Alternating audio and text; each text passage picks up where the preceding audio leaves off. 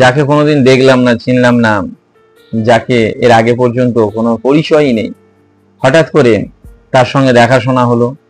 হঠাৎ করে কিছু পুরোহিত, কিছু মানুষ, কিছু রিচুয়াল দিয়ে আমাদের দুজনকে বেঁধে দিলেন। তার সঙ্গে বিবাহ হলো, বৈবাহিক সম্পর্কে লিপ্ত হলাম। যাকে কোনোদিন দেখিনি, চিনি না, কথা বলিনি, তার সঙ্গে এবার শারীরিক সম্পর্ক যুক্ত হলাম। এটা যদি বৈবাহিক সম্পর্কের পবিত্রতা হয়, তাহলে এই পবিত্রতাকে আমি ব্যক্তিগতভাবে মানি এটা অবৈধ। কটা মন্ত্র, কতগুলো রিচুয়াল দুটো মানুষকে এক জায়গায় নিয়ে এলো, তারপরে তাদের চেনা জানা নেই, তার সঙ্গে কোনো সম্পর্ক নেই, কেউ কারোর প্রতি অনুভূতি নেই, ভালোবাসা নেই, কারোর প্রতি কোনো প্রেম নেই, তারপরে যদি শারীরিক সম্পর্ক হয়, সেটা অবৈধ শারীরিক সম্পর্কই মানা উচিত। আর এই অবৈধ শারীরিক সম্পর্ক থেকে যে বাই প্রোডাক্ট গুলো আসবে, সেগুলো অবৈধ। তাই ভালোবাসার যে সম্পর্কের মধ্যে নেই, সেই সম্পর্কের মধ্যে যদি শারীরিক সম্পর্ক আসে, সেটাকে যদি আইনি পথে দেখেন, সেটা যদি অপরাধ হয়, আর সেটা হঠাৎ করে কতগুলো রিচুয়াল, কতগুলো মন্ত্র, পুরোহিত কিংবা কতগুলো মানুষ মিলে বলে দিল আজ থেকে তোমরা স্বাভাবিক, এটা পবিত্র, এটা হতেই পারে না। তাই বৈবাহিক সম্পর্ক বা বিবাহটা কোনোদিন পবিত্র সম্পর্ক হতে পারে না। বিবাহটা একটা রিচুয়াল, একটা প্রয়োজন। আমরা কেউই মানুষ একজন আরেকটি মানুষকে বিয়ে করে তাকে দেখাশোনার জন্য নয়। সবাই আমাদের ব্যক্তিগত স্বার্থে আর একটা মানুষকে আমরা আমাদের জীবনে নিয়ে চলে আসি। আমরা সবাই, খুব সত্যি কথা যদি বলি, তাহলে শারীরিক চাহিদা মেটানোর জন্যই আমরা আর একটা মানুষকে নিয়ে আসি। এই কথাটা বলার সঙ্গে সঙ্গে অনেক মানুষ এতক্ষণ রে করা শুরু করে দিয়েছে যে এই ব্যক্তিটি কি বলছেন। শারীরিক সম্পর্ক যদি আমরা গড়তে না চাই, তাহলে আমরা কেউই আর একটা মানুষকে আমাদের জীবনে আনবো না। কেন আনবো না? যদি শারীরিক সম্পর্কটাই মূল হয়, তাহলে আমাদের পূর্বপুরুষ, আমাদের উপরে যারা আছেন, যাদেরকে আমরা সম্মান করি, তারাও এই কাজ করেছেন। এটা ভাবতে গিয়ে আমাদের খুব গায়ে লাগে, এবং ব্যক্তিগতভাবে আমরাও এই কাজটা করছি, আমাদের খুব গায়ে লাগে। তো একবার ডিপলি ভেবে দেখুন, যাকে আমরা বিয়ে করছি তার মধ্যে যদি শারীরিক সক্ষমতা না থাকে, মানে তার সঙ্গে যদি আমি কাম বাসনায় লিপ্ত হতে না পারি, তাহলে সেই ব্যক্তিকে কে আমরা আমাদের জীবনে আনবো? হাজারে একজন, লাখে একজন, কোটিতে একজন একটা ব্যতিক্রম হতে পারে। ব্যতিক্রম গুলোকে ধরলে হবে না। আপনি যাকে বিয়ে করছেন তার যদি সেই সক্ষমতা না থাকে এবং তার মধ্যে সেই মেটেরিয়ালস যদি না থাকে, তাহলে কি আপনি তাকে বিয়ে করতেন? করতাম না।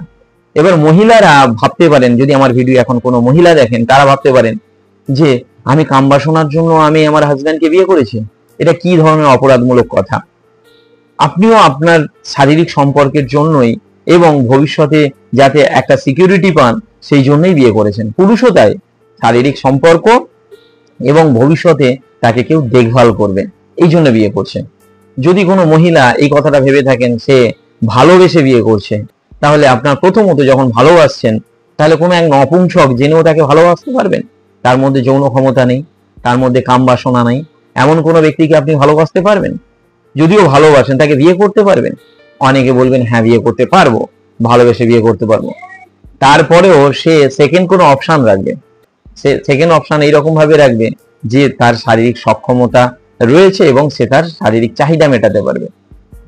এমন কোনো সম্পর্ক আমি দেখতে পাই না, বা আমরা দেখতে পাই না বৈবাহিক সম্পর্কের ভিতরে এই বিষয়টা যদি না থাকে, তাহলে সেই বৈবাহিক সম্পর্কটা সুন্দরভাবে কাটছে, সুন্দরভাবে কাটে না। আর অনেকেই বলতে পারে যে বিয়ে যদি না করতো, তাহলে পরবর্তী জেনারেশন আসবে কি করে? সন্তান সন্ততি জন্ম না দিলে তাহলে এই পৃথিবীতে অচল হয়ে যেত। একটা সত্যি কথা, একটা মোদ্দা সত্যি কথা হচ্ছে, কেউই আমরা নেক্সট জেনারেশনকে আনবার জন্য বিয়ে করি না। সন্তান সন্ততিকে জন্ম দেওয়ার জন্য আমরা কেউ বিয়ে করি না। সন্তান সন্ততি হচ্ছে আমাদের বাই প্রোডাক্ট। সন্তান সন্ততি যদি না আসে, তাহলে এই দুনিয়া আপনাকে বলতে পারে আপনার মধ্যে সন্তান জন্ম দেওয়ার ক্ষমতা নেই, আপনি নপুংসক, বা মেয়েটাকে বলতে পারে বন্ধা। সেই জন্যই মানুষ নতুন মানুষকে জন্ম দেয়। আর একটা কারণ হচ্ছে, নতুন মানুষকে কেন জন্ম দিচ্ছে? ভবিষ্যতে সিকিউরিটির জন্য। ভবিষ্যতে সে সুরক্ষিত থাকবে যে আমরা যদি বৃদ্ধ হয়ে যাই, আমাদেরকে এরা দেখাশোনা করবে। না হলে আর একটা প্রজাতিকে এনে তার পিছনে এত পরিশ্রম করে, এত স্ট্রাগল করে আর একটা মানুষকে মানুষ করবে, এই চিন্তা ভাবনায় কেউ বিয়ে করে না। তাই বিয়ের ভিতরে হয়তো সৃষ্টি লুকিয়ে রয়েছে, কিন্তু সবার পিছনে লুকিয়ে রয়েছে কাম বাসনা। এই প্রকৃতি আমাদেরকে এমন কিছু ভালো লাগা আমাদের শরীরের মধ্যে দিয়ে দিয়েছে, যে ভালো লাগাটা পাওয়ার জন্য আমরা এত স্ট্রাগল করছি, যে ভালো লাগাটাকে পাওয়ার জন্য আমি আর একটা মানুষের দায়িত্ব নিই, যে ভালো লাগাটাকে পাওয়ার জন্য আমি আর একটা নতুন মানুষকে সৃষ্টি করছি। এই সমস্ত কিছুর পিছনেই এই প্রকৃতি আমাদের ভিতরে কাম বাসনা দিয়ে দিয়েছে। এই কাম বাসনা দিয়ে দিয়েছে, তার জন্যই আমরা বিয়ে করছি, এবং তার জন্যই নতুন প্রজাতির সৃষ্টি হচ্ছে, এবং তার জন্য এই পৃথিবী চলছে। এতে কোনো বড় কিছু নেই। তাই বিয়ের অনুষ্ঠানকে বড় করে লোক দেখানো, অনেকে তো স্বাদের অনুষ্ঠানকে, মানে বাচ্চা গর্ভে আসার পরে 7 মাসে যে অনুষ্ঠান হয় সেটাকেও বড় করে দেখায়। কোনো পবিত্রতা নেই, কোনো মহান কাজ নয়। আমাদের যে ভিতরে কাম বাসনা রয়েছে তাকে চরিতার্থ করবার জন্য, হ্যাঁ, তাকে আইনি পথে এবং রিচুয়াল পথে সেটাকে পবিত্র না দেখালে আমরা সবাই এই একই কর্ম করছি, এটা লোকের চোখে খারাপ লাগবে। আসলে সবাই এমন কাজ করছি, তাই এটাকে পবিত্র, এটাকে অনেক মহান যদি না দেখানো হয়, সবাই ব্যক্তি স্বার্থে সবাই নিজেদের কাছে ছোট হয়ে যাব। তবুও বলবো বৈবাহিক সম্পর্ক দরকার আছে, না হলে প্রকৃতি আটকে যাবে, এই সৃষ্টি আটকে যাবে। কিন্তু এটা মহান, এটা অত্যন্ত পবিত্র, এটা বিশাল কিছু এমন কিছুই নয়। এগুলো সব আমাদের স্বার্থপরতার একটা দিক, বা আমাদের স্বার্থ মেটানোর একটা দিক। তো আশা করি আপনারা আমার কথা বুঝতে পেরেছেন। যদি ভিডিওটি সঠিক মনে হয় তাহলে আমার জন্য কিচ্ছু করতে হবে না, এই ভিডিওটিকে আপনার লাইফে কাজে লাগান, এইটা ভেবে যে বিয়ে করছেন মানে কোনো পবিত্র কাজ করছেন না, জাস্ট একটা দায়িত্ব করছেন, নিজের প্রতি আপনি একটা সুবিচার করছেন, এছাড়া আর কিচ্ছুই নেই। ধন্যবাদ।